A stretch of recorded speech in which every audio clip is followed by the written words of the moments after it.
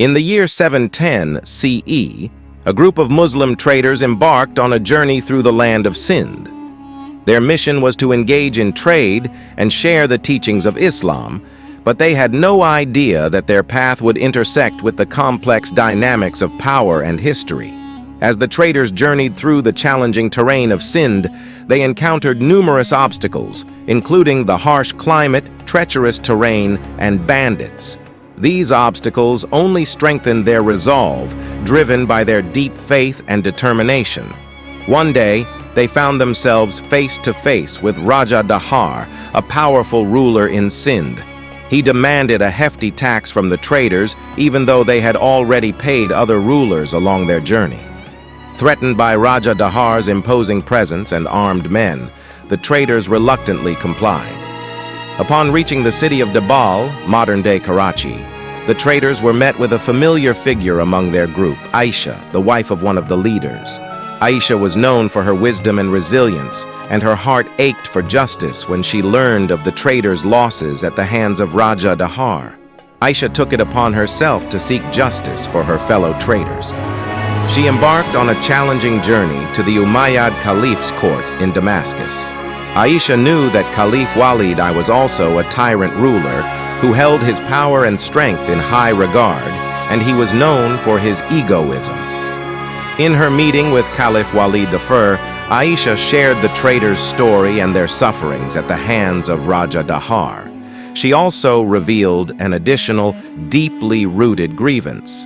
Aisha explained that the Chahar dynasty, to which Raja Dahar belonged, had given refuge to members of Banu Hashim, the family of the Prophet Muhammad, peace be upon him.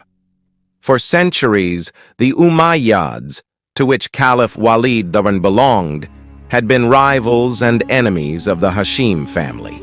This history added a layer of tension and resentment to the already complicated situation. Caliph Walid bin Abdul Malik, motivated by his desire to assert his power and ego, saw a threat that people of Banu Hashim may get strength while settling in India and raise a large army against his dynasty. He understood that this situation was not just about the traders' losses. It was an opportunity to exert his authority and take revenge on the Chahar dynasty for harboring the Banu Hashim. His decision to take action was a mix of personal pride and political maneuvering. Caliph Walid bin Abdul Malik swiftly dispatched Muhammad bin Qasim to Sindh with a clear mandate: retrieve the traders' losses, ensure that Raja Dahar treated Muslims fairly, and, in his mind, settle the score with the Chahar dynasty.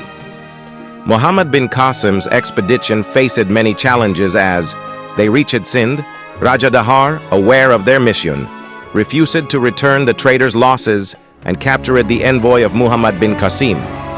The situation escalated, and the powerful Umayyad Caliphate's authority was openly challenged. News of the capture of Muhammad bin Qasim's envoy reached the court of Caliph Walid I, and he was deeply troubled. His ego and determination to assert his strength had led to this situation. Caliph Walid recognized that this was not just about justice. It was about preserving his image and power as the Umayyad ruler. He wanted to send another army to strengthen the Muhammad bin Qasim and destroy Chachar dynasty into ashes. But one of his close advisor and governor of Iraq, Hajjaj bin Yusuf, refused to take his decision back and believe in the military skills of Muhammad bin Qasim.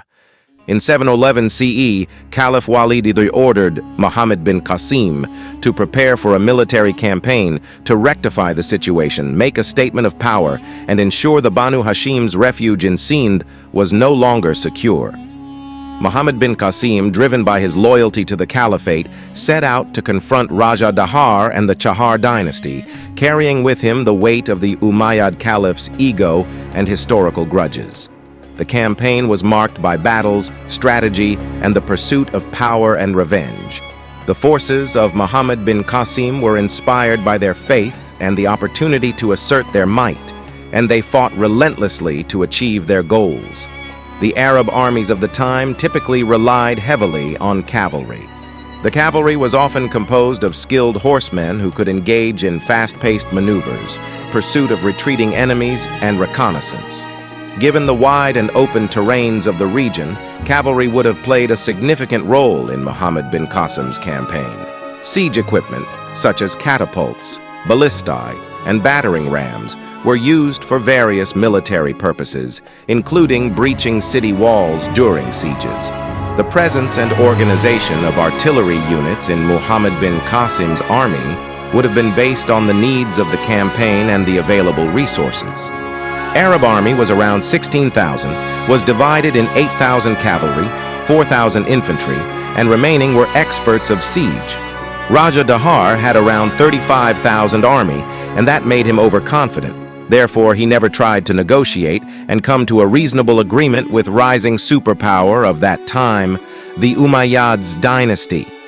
Raja Dahar's forces were well equipped, and they were able to fight in an open battle with Arabs and face siege for an indefinite duration in the fort of Dibal.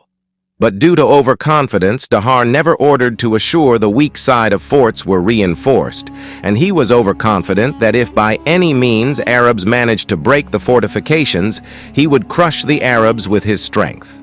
Dahar undermined the ability of Arab warriors, despite his troops were better equipped and they had better knowledge of the terrain.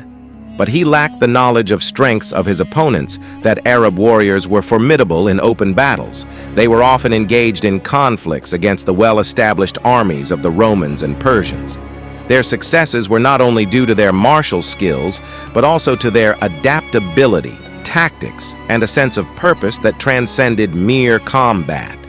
As the campaign reached its peak, the city of Dibal, modern-day Karachi, where the traders had encountered Raja Dahar, became the focal point of the conflict. In a fierce and determined battle, the walls of Dibal fell, and Raja Dahar's rule came to an end. The traders' losses were recovered, but Caliph Walid had also achieved his aim of settling scores and flexing his authority. The battle ended with the fall of Dibal, which was the capital of Sindh, and the booty, looted by Arabs in Dibal, made them better equipped and resourceful that they didn't stop until the conquered Multan, modern-day Pakistan. Muhammad bin Qasim was a skilled military commander at just the age of 23 years. He defeated the most powerful kingdoms of India and added the areas of Makran, Dibal, Sindh, and southern side of Punjab and Rajasthan under Umayyad's rule. He was progressing and campaigning day by day, but in 715 CE, Umayyad's Caliph Walid bin Abdul Malik bin Marwan died. His brother Sulayman bin Abdul Malik bin Marwan became the next caliph, and he summoned all the generals to report to the Umayyads' capital Damascus. Muhammad bin Qasim also went to Damascus to congratulate new caliph and offering his loyalty, but new caliph ordered to execute all the successful and faithful generals of his brother. They accused Muhammad bin Qasim of misusing the authority and corruption. The court of Damascus issued the orders of Muhammad bin Qasim's execution like a traitor. The punishment for a traitor was a grave and unforgiving affair. Those who dared to betray their tribes or rulers faced a fate as cruel as it was symbolic. The offenders' hands would be tightly bound, rendering them helpless and powerless. Their body would be enveloped in coarse camel skin. The ultimate act of condemnation involved the traitor rolling over on burning coals, a torment that embodied their fiery disloyalty. If their betrayal was particularly grievous, they might find themselves crushed under the relentless hooves of horses, a ruthless sentence for those who had forsaken their oaths and trust.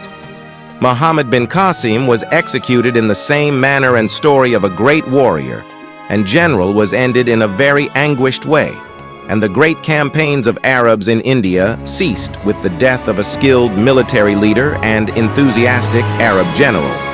Later, Arabs never led a campaign in India, but in 9th and 10th century CE, Ghaznavid's Muslims, which was a Turkic-Afghan dynasty, started campaigns in India, but that is a story for another day. See you again in another video from the pages of history. We always need your support in the form of subscription and promotion. If you liked our video, please subscribe to our channel and press the bell button for more videos.